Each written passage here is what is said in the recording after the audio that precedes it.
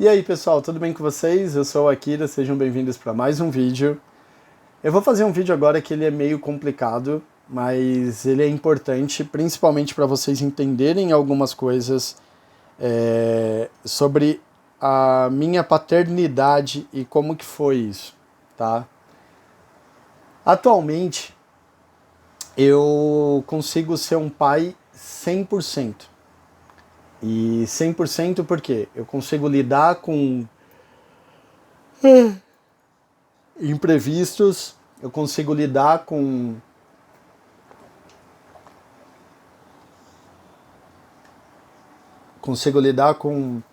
barulhos, com meu filho fazendo manha,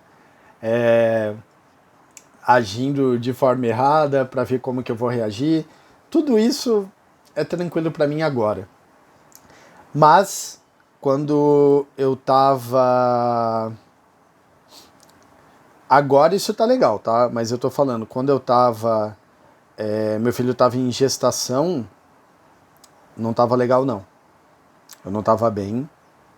E eu não, tanto que quando ele tava em gestação com a minha ex, eu entrei em depressão. E aí você pensa, tá, Kira, você entrou em depressão, e aí? E aí que eu fui confirmar o meu diagnóstico de autismo, aí a gente entendeu o toque e a gente entendeu o Tourette. E, cara, foi libertador isso. Porque eu percebi como que eu poderia conseguir ajuda. Quando eu tive a depressão durante a gestação do meu filho, eu quase me matei. Eu estava numa depressão tão forte que eu quase pulei da janela do apartamento. E isso foi muito chato, foi muito ruim.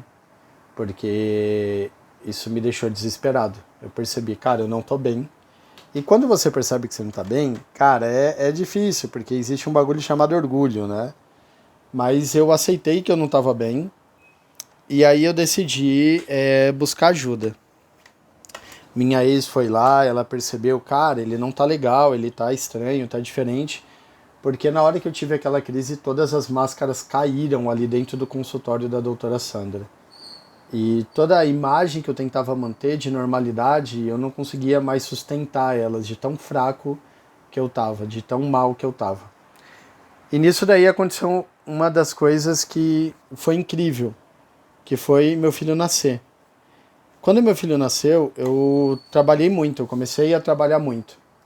E eu trabalhei, porque eu decidi, quando ela engravidou, conversar com alguns amigos, com algumas amigas, e eu perguntei, cara, o que seria a melhor coisa para que a minha ex ficasse bem, conseguisse ficar bem com meu filho?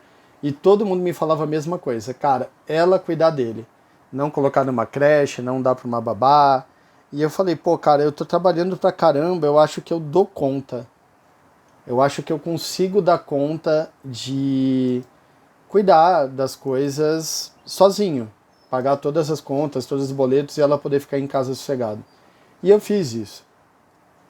Na hora que eu fiz isso, eu percebi que tava tudo bem, tava tudo tranquilo, que eu tava mandando bem e tal. Só que eu percebi também que eu tava cansado, sacou? Então eu falei, cara, tá, mas eu tô cansado e por isso que eu tô em depressão. E aí todo mundo, cara, tem o peso também, né? Tem o peso na cabeça que vai fazer você ficar mal. Falei, entendi. Então o problema é que eu ando estressado.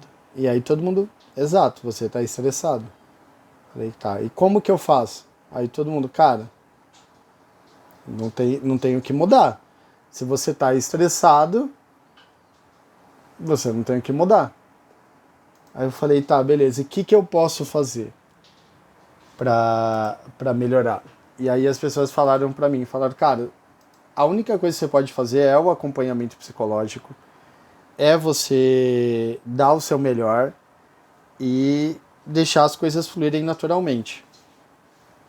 E teve um dia que eu tava com meu filho e meu filho tava chorando. E, cara, eu comecei a ficar num desespero. Porque toda vez que meu filho, quando ele estava pequenininho e ele chorava, eu nunca consegui identificar o choro dele. Eu não sabia se ele estava chorando porque ele estava com fome, Eu não sabia se ele estava chorando porque ele estava com frio. Eu não sabia se ele estava chorando porque ele estava com medo, com dor. Eu nunca consegui identificar isso. E eu percebi que muitas mães que têm aquele trauma pós-parto, não lembro como que chama, tem algumas mães que depois que tem um filho, depressão pós-parto.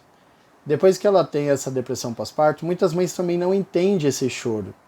E isso é uma característica que parece ser do autismo, e muitas mulheres têm autismo.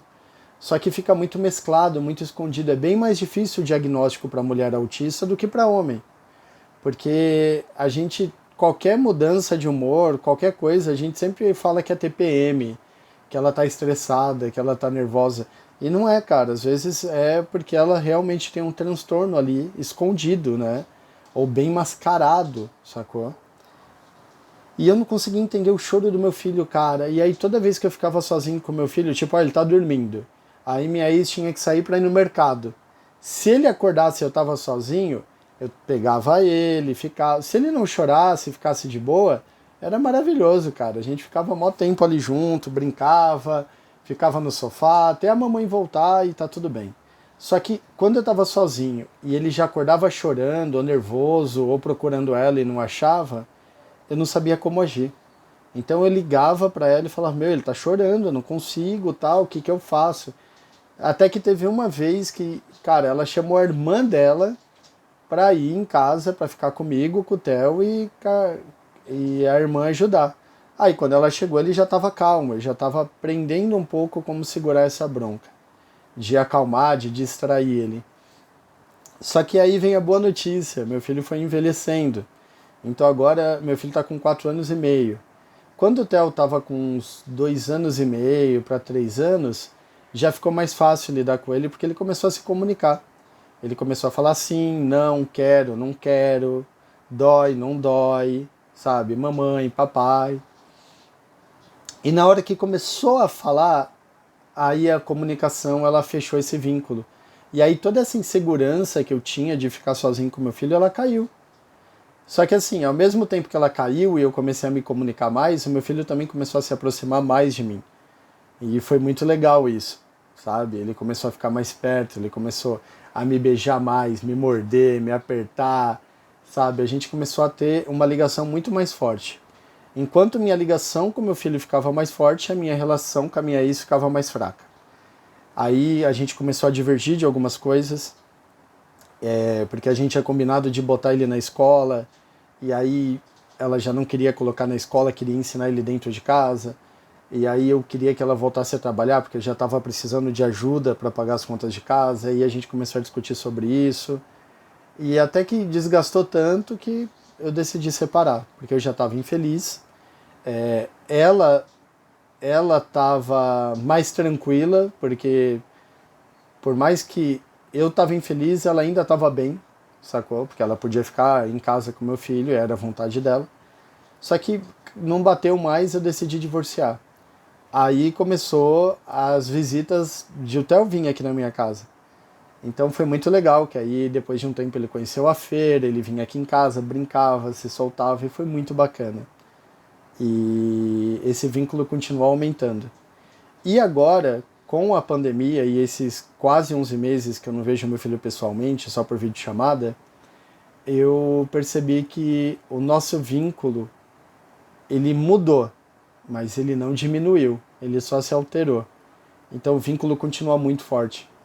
E isso é muito legal, porque desde o começo eu cresci sem meu pai, porque a minha mãe de várias formas impediu eu de me aproximar do meu pai. Meus padrastos, por mais que eu chamasse de pai, nunca me trataram como filho de verdade. Então eu cresci sem pai. E uma das decisões que eu tomei na minha vida foi estar sempre perto do meu filho, não deixar ele ficar longe e sempre estar ali presente. Então, mas seu pai não fez isso. Meu pai não teve condições e minha mãe não deu espaço para isso. Tanto que hoje o contato que eu tenho com meu pai é 1000 vezes melhor. Então eu cresci sem meu pai, mas eu não vivo mais sem meu pai. E aí eu estou fazendo a mesma coisa com meu filho. Estou sempre ali perto. E hoje eu consigo entender meu filho, cada choro, cada palavra, cada sentimento, cada olhar, porque agora está mais fácil. Então, se por acaso você é uma mamãe e não entende seu filho pequenininho, ou você é um papai autista e também não está entendendo direito essa paternidade, relaxa que eu passei por isso. Foi bem difícil. E não vou mentir para vocês, doeu muito, mas eu aprendi.